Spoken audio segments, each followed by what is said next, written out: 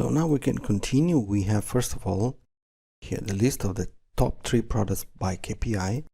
We're going to evaluate the positions now. Okay, we're going to do the following. First of all, this area, borders,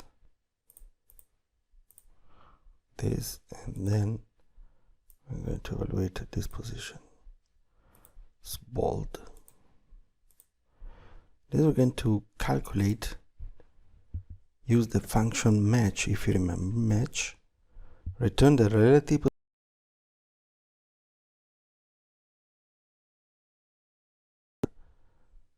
So match, I'm going to check this.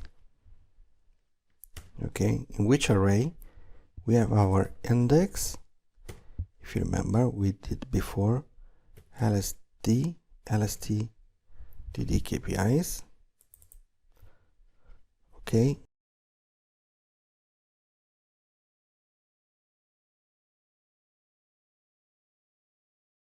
If you remember, AF absolute 7, AF absolute 7. So I'm going to fix the row and I move the column. Okay, we close the index part.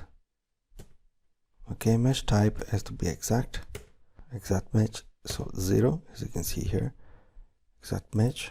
And I'm going to close this.